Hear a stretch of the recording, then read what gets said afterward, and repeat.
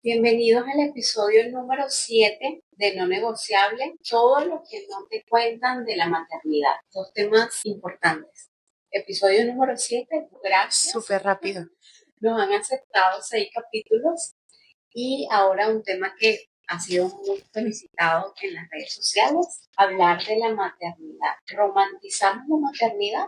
Así es. Yo te voy a decir una cosa. Este tema el episodio de hoy se me hace muy especial justamente por lo que acabas de decir. Es el primer episodio que nosotros grabamos porque la gente nos lo está pidiendo. Entonces, muchas gracias por eso. Gracias por todos los mensajitos que hemos recibido, por el apoyo que hemos recibido. Es un proyecto nuevo, pero lo hacemos con mucho cariño y eso se está viendo reflejado. Así que sí, estamos muy felices por nuestro séptimo episodio. Y en cuanto al tema de la maternidad, yo creo que diste justo con la palabra perfecta. La maternidad está sumamente romantizada. Entonces se nos olvida que las mamás también son mujeres.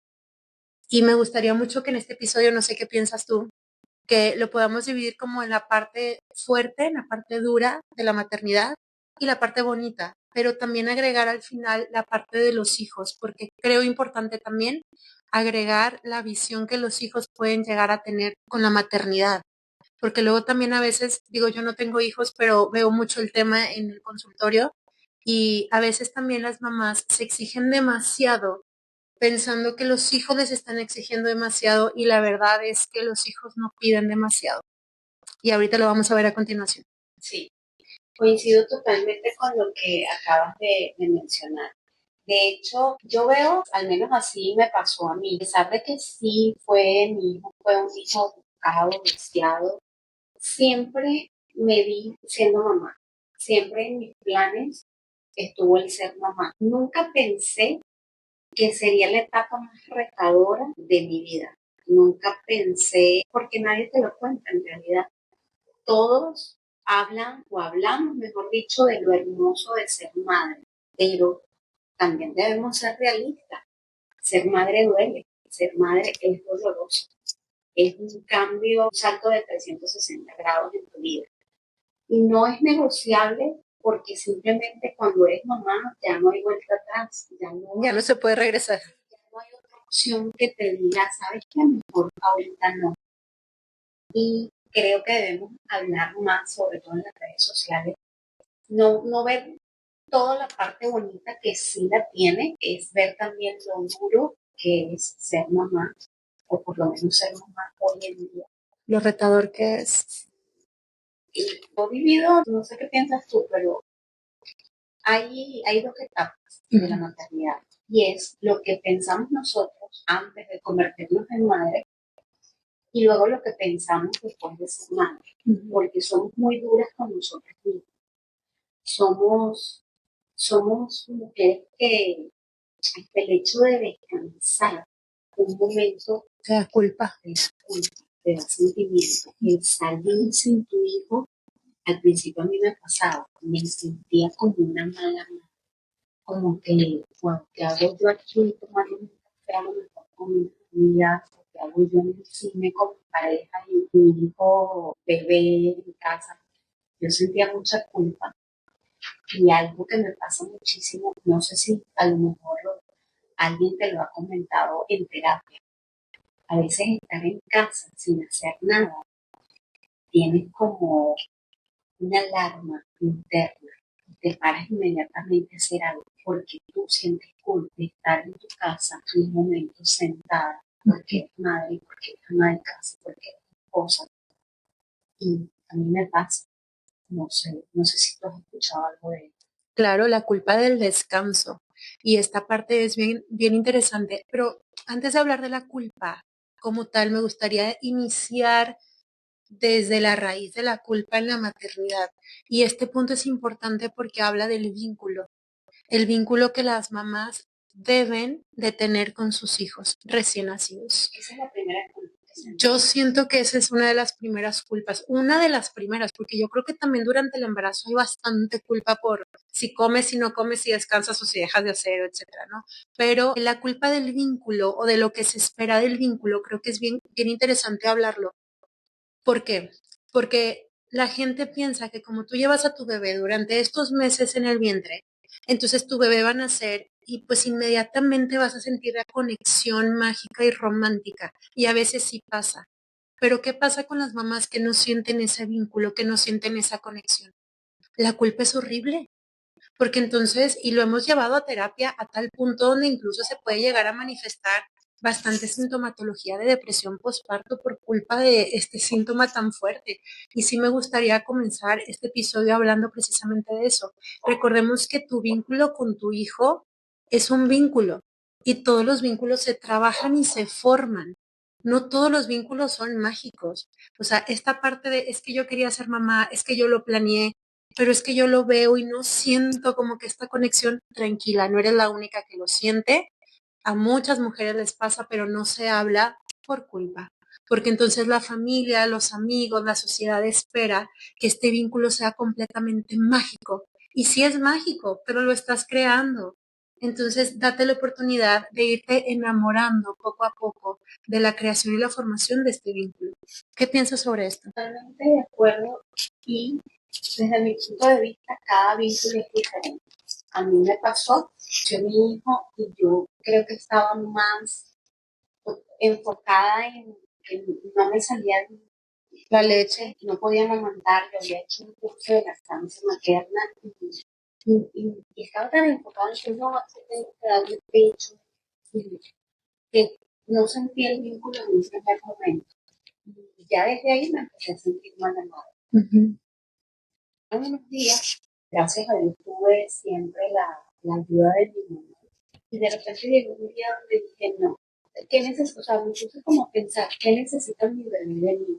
Yo me estaba pensando mucho por el tema de mí, que no me salía suficiente leche y tuve que complementar con fórmula. Hasta que dije, no, hijo, necesito una mamá tranquila, o sea, necesito calmarme, necesito estabilizarme. Ya hice un curso y simplemente no lo puedo hacer, dejé como de castigarme.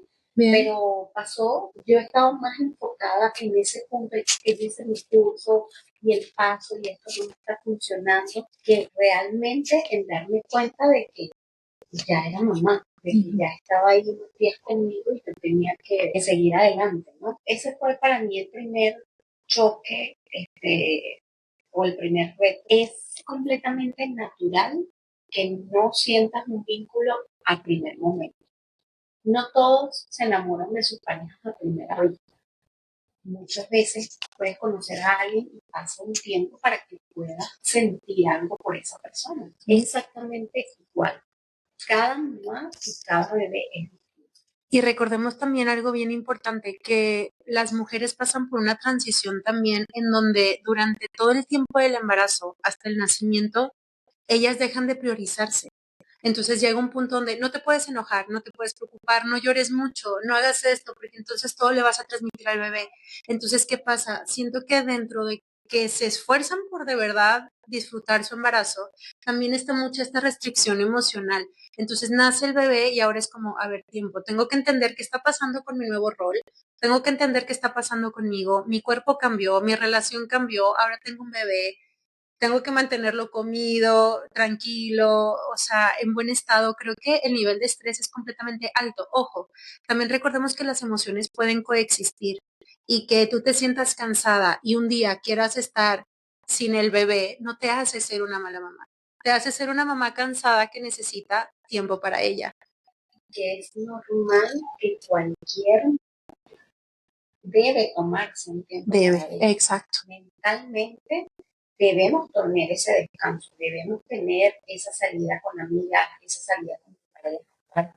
Te olvidas mucho. La verdad que yo me abandoné mucho. Los primeros 2 años yo me olvidé mucho de mí, de Marlene como mujer. Y también fue un año difícil, incluso con mi esposo, porque toda nuestra dinámica obviamente cambió. Y sí, por un momento mi prioridad era siempre ser mamá antes que cualquier otro rol en mi vida. Es un tema, la verdad, complicado y pienso muchas veces que las redes sociales nos ayudan mucho porque empezamos con sí. Empezamos a querer ser la mamá perfecta. Exacto. Fíjate que tocaste un punto bien interesante. Las redes sociales nos venden mucho a estas mamás influencers que son perfectas para darle la alimentación a sus bebés, que no les dan pantallas, que pasan todo el día haciéndoles una rutina perfecta y establecida a sus hijos, que toman actividades extracurriculares, que nunca se cansan, nunca se frustran, siempre están maquilladas, arregladas. O sea, es esta pantalla, porque esto es una pantalla, o sea, créanme que esa versión de la maternidad no existe, está sumamente alejada de la realidad. Entonces, yo creo que lo más sano es regresar al punto que dijiste hace un ratito de qué necesita mi bebé de mí. Y lo que necesita el bebé de tu amiga, de tu amiga, no es lo mismo que tu bebé necesita de ti. Y esa parte es muy linda, porque te hace volver a tener conexión contigo y conexión con tu bebé. Tu bebé, créeme que va a preferir mil veces que tú le estés dando el biberón tranquila a que estés sufriendo y llorando porque entonces la leche no te baja, porque entonces estás tan frustrada que ya mejor alguien más le tiene que dar el biberón porque a ti ya no te salió la leche y entonces necesitas regularte para regresar. Entonces, creo que debemos dejar un poquito a un lado el deber ser y enfocarnos más en lo que a mi hijo y a mí nos funciona, independientemente de lo que la sociedad crea que nos puede funcionar. Claro que las recomendaciones de la red de apoyo, los tips de la familia, esto es básico y es hermoso que lo tengan, pero siempre enfocándote a pues lo que le funcionó a tu suegra o lo que le funcionó a tu cuñada o a tu mamá, escúchalo, inténtalo, pero si no te funciona a ti o no puedes hacerlo, pues tampoco te frustres, no pasa nada. Ya descubrirás cuál es tu estilo, ¿no? Y es un proceso que va poco a poco, vas sintiendo la conexión, vas sintiendo cosas que a ti te funcionan. Es que eso que mencionas me hizo mucho ruido ahorita, porque sobre todo cuando eres mamá primeriza, tienes opiniones de tantas personas, de tu suegra, de tu mamá, de tu hermana, son muchas personas y cada una te dice algo diferente, porque recuerden, cada mamá es diferente, cada bebé es diferente. A mí me pasó algo y después me di cuenta que fue un error. Yo como mamá primeriza empecé a consumir muchísimo contenido en redes sociales de mamás influencers que te vendían la mantita, el chupón, Todo milagroso. y lo compraba. O sea, yo, ya lo compré, no, y lo compraba. Compré muchísimas cosas innecesarias que mi bebé nunca usó. Esto ni me gusta, porque lo compré. Todo queriendo ser la mamá perfecta, todo queriendo ser la mamá o la mamá que yo pensaba que necesitaba ser. Fue realmente para mí los 2 años fueron súper complicados. No hablemos ni siquiera de ser mamá y regresar a trabajar, porque yo creo que eso es tema para otro episodio.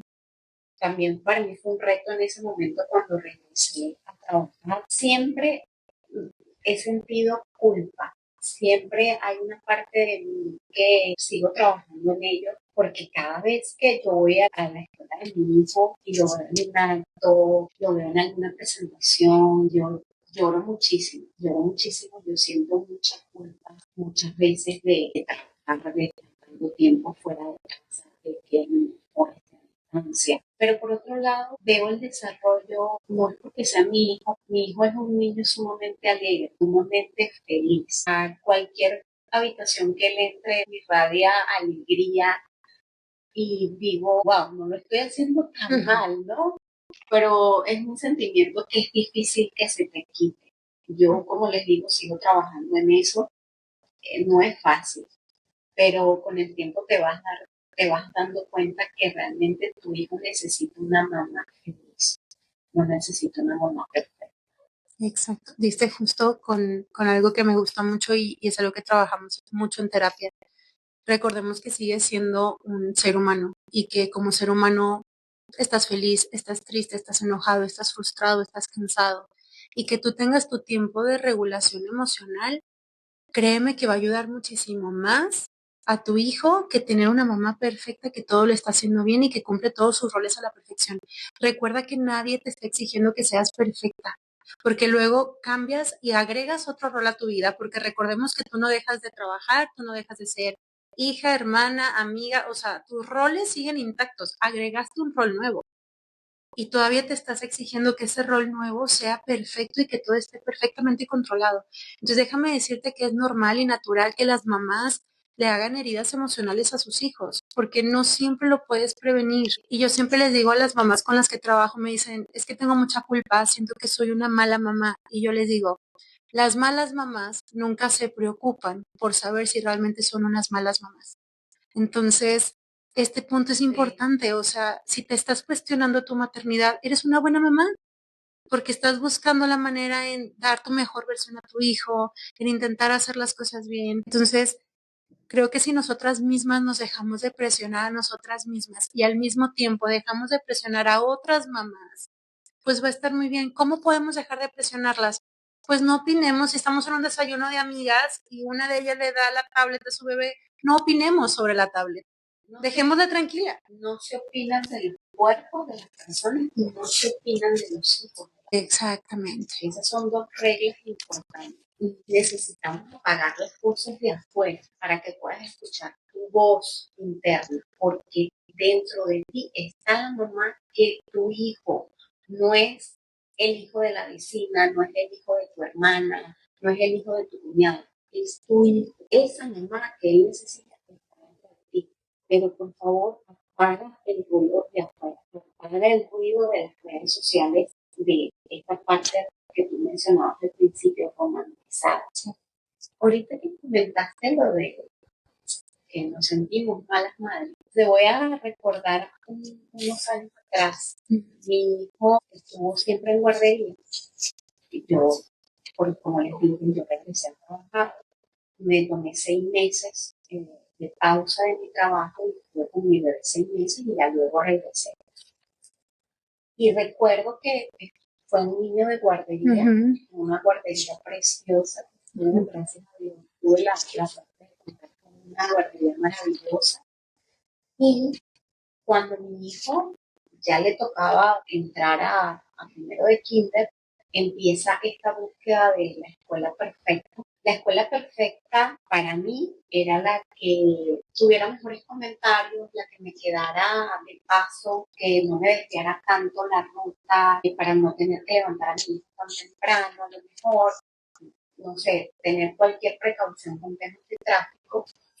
Y cerca de donde yo vivo hay una escuela muy prestigiosa, muy renombrada, que voy a mencionar por acá, y para mí esa era la escuela ideal, para mí bilingüe, con un método que me llamaba mucho la atención en cuanto a su educación. Y mi hijo presenta en esta escuela, y mi hijo nunca estaba en esta escuela porque mi hijo tenía 3 años y no sabía recordar. Esa fue la respuesta del colegio y yo recuerdo caminar en el estacionamiento llorando y te llamé a ti.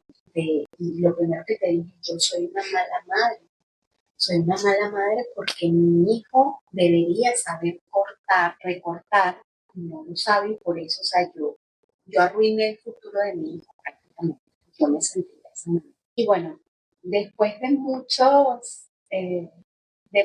análisis, de mucho pensar, mucho aplicar las técnicas que estudié, de aplicar un poquito del CRT, aplicar un poquito el tiempo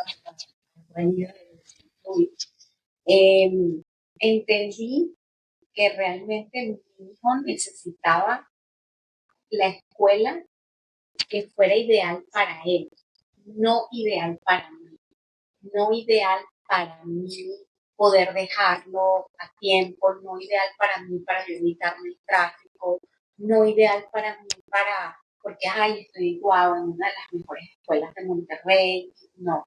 Mi hijo está en una escuela maravillosa, maravillosa, y con los brazos abiertos y la guía adecuada. Mi hijo tuvo sus retos para hablar con fluidez y una de las cosas que me da mucha risa hoy en día es que mi hijo tiene una facilidad para el inglés. Tremenda. Sus profesoras me preguntan mucho si en casa le hablamos en inglés porque se le da con una naturalidad. Es impresionante. La semana pasada, en el dictado de inglés, estuvo todo perfecto y tuvo errores en el español. Entonces, ¿sabes? Me sorprende y me da mucha risa ahora pensar de que yo me sentí tan mal en ese momento, lloré y bueno, y gracias a Dios que mi hijo no quedó en esta escuela porque creo que no es una escuela ni para él. Claro, qué hermoso recuerdo. Ahorita que lo platicaste, o sea, recuerdo el momento exacto ahorita que lo estabas platicando. Y fíjate que me hace recordar, me hiciste recordar también que mi sobrina, mi primera sobrina, el amor de mi vida, está a punto de entrar a la prepa y justamente va a tener en próximos días su examen de admisión. Y ha sido un tema bastante frecuente en la familia porque ella está muy preocupada por eso, ¿sabes? Entonces me decía, tía, pues salió con excelencia académica, o sea, tiene un excelente promedio. Entonces me dice, tía, estoy muy preocupada porque somos muchos los que vamos a presentar y es que si no paso el examen y esta preocupación constante. Y yo volteé, la verdad es que mi hermano y mi cuñada jamás me han dicho que yo no me meta en aconsejarla o en hablar con ella, al contrario, toda la vida he tenido mucha libertad como si fuera hija mía. Entonces yo me senté y le dije, mi amor, tú eres más que una calificación y tú eres más que ese examen. O sea, tú haz lo que a ti te toca hacer. ¿Qué te toca hacer? Estudiar, preparar, ir a tus cursos, vaya y presente ese examen. Si usted no pasa ese examen, es que esa escuela no es para usted. Entonces aquí viene la parte donde cambiamos un poquito de etapa y esa es la parte que a mí me toca ver mucho en consulta, que son pues ya los jovencitos o más grandecitos, más adolescentes, donde sufren mucho por cumplir estas expectativas que sin querer darnos cuenta comienzan desde las escuelas. Un niño de 3 años no fue aceptado en un colegio que para mi punto de vista es sumamente elitista porque no sabía recortar.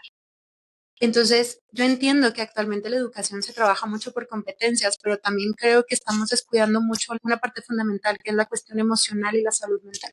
Y no lo digo yo, amigos, vean las noticias para que vean cómo están los pleitos de vecinos, cómo están los accidentes, porque me pitó el de atrás.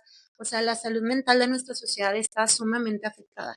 Y creo que es porque desde edades muy tempranas lo estamos descuidando. Entonces, naturalizarle a nuestros hijos que ellos no son perfectos porque saquen siempre un 10, pues está bien, no pasa nada, porque un niño también de puro 10, bueno, habrá que revisar cómo están los temas de ansiedad, cómo están los temas de sociabilidad, o sea, es importante que no nos carguemos a los extremos y que entendamos que estamos formando a un niño y que es mucho más importante ayudarlo a gestionar sus emociones, a que saque un 10 siempre en español y un 10 siempre en matemáticas.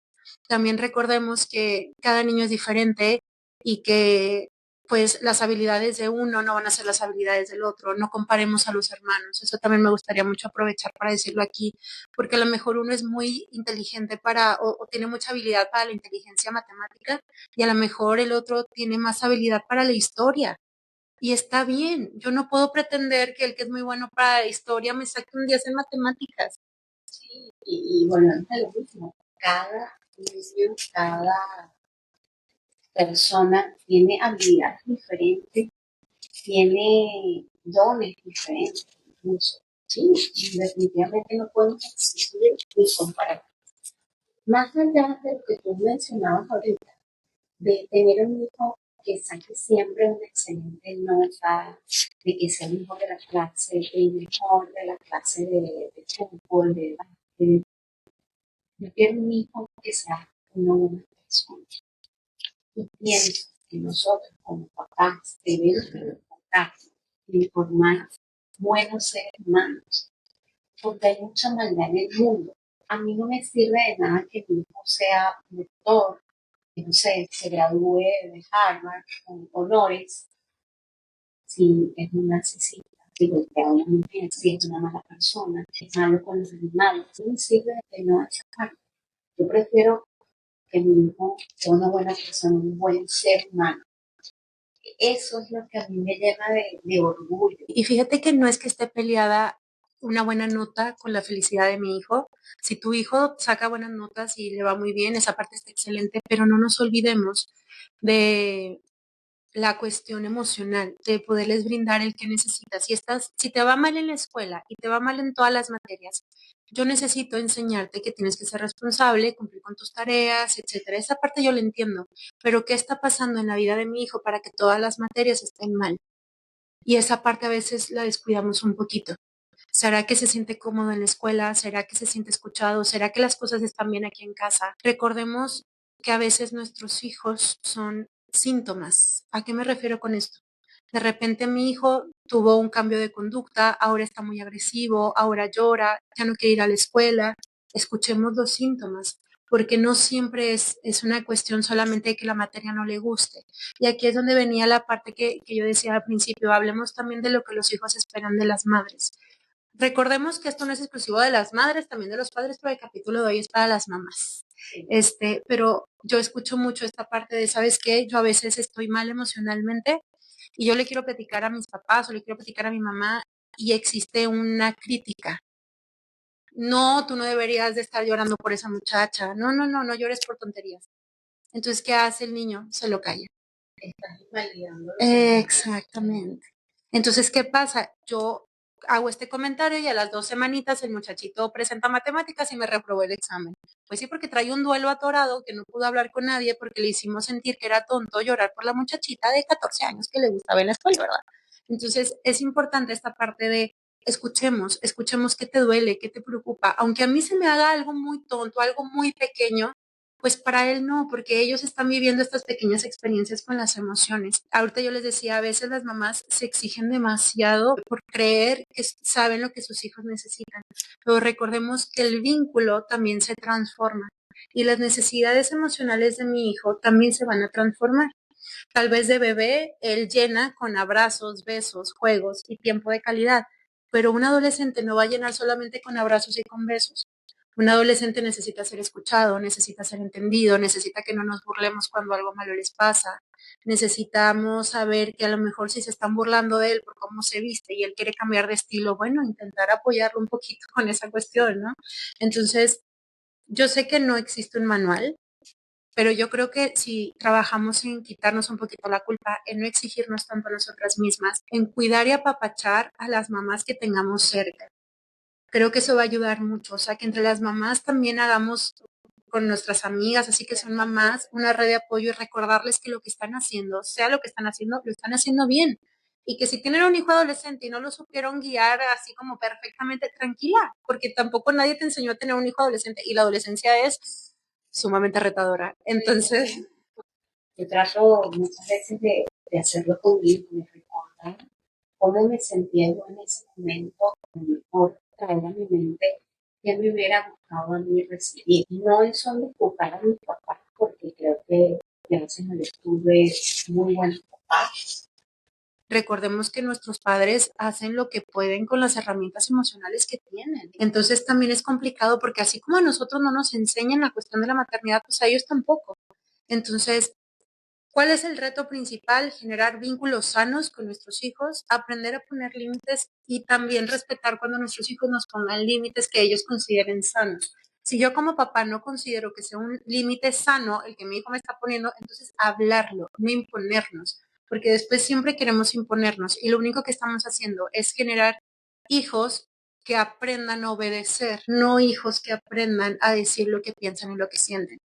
De hecho, a mí me sorprendió mucho y se lo cuento. Hace unos meses mi hijo practicaba básquet y tenía más o menos como unos 2 meses entrenando, pero llegó la etapa de hacer dictados en la escuela. Y mi hijo me dijo, mami, no quiero seguir en básquet. Yo, ¿por qué? Pero si te gusta, o sea, yo lo veía como muy emocionado en la clase. Y dice, me estresan los dictados, prefiero quedarme en clase y practicar. No. Y o sea, se me hizo tan maduro de su parte, se me hizo. Y probablemente muchas personas que van a escuchar este episodio se van a atacar. ¿Por qué se van a atacar? Porque van a empezar estos comentarios de por eso la juventud está como está, porque no les quieren poner límites, porque entonces todos les quieren preguntar, porque le dan mucho peso a la cuestión emocional. Pues sí, se puede atacar con mucha tranquilidad, porque la verdad de las cosas es que estadísticamente hablando, en cuanto a salud mental, no estamos bien.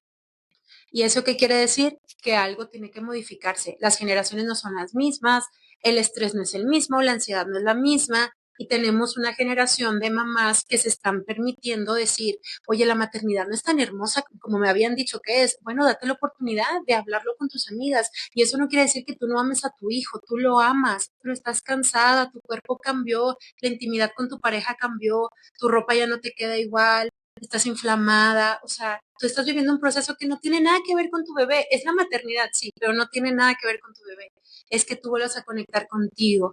Entonces, yo creo que para poder cerrar el capítulo de hoy podemos recordarles que no están solas, que no son unas malas mamás, que las emociones pueden coexistir, o sea, yo puedo querer estar solita un momento y aún así amar a mi hijo con todo el alma, que también es importante que cuidemos estos vínculos que nos hacen sentir bien, estas redes de apoyo, que agradezcamos que tenemos estas redes de apoyo y que juzguemos un poquito menos las maternidades ajenas, porque cada quien hace lo que puede con las herramientas que tiene. Y como mujeres, en vez de criticarnos, apoyemos, realmente seamos lo que decimos, seamos una red de apoyo, seamos una zona segura para escuchar a una mamá, a una amiga. Son las cosas que debemos hablar cuando nos reunimos. Soy sumamente cuidadosa con ese tema. Vuelvo y repito, apaguemos un poquito ese ruido de afuera y encendamos un poquito más nuestro radio interno, echémonos nosotras más y simplemente compartamos buenas experiencias, apoyemos y vemos. Eso es para mí lo maravilloso de ser mujer principalmente y de ser mamá. Sí. Les recordamos que vamos a dejar por aquí, yo creo que podemos etiquetar todas nuestras redes sociales porque también es bien común que nos digan dónde puedo escuchar el episodio completo, en dónde puedo preguntarles algún tema en específico, aclarar alguna duda. Entonces les vamos a dejar por aquí todas nuestras redes sociales. Gracias por acompañarnos y sientan toda la confianza del mundo en que si tienen alguna duda la pueden preguntar y cualquier preguntita pues lo vamos a estar platicando aquí en el episodio o si quieren platicar de algún tema en específico estamos completamente abiertas. Creo que quedó bien. ¿Lo apagamos tantito para que no se descargue o no? Bueno, que ya pues ya vamos a seguir. Pues sí, porque lo vamos a cambiar. Lo apagamos.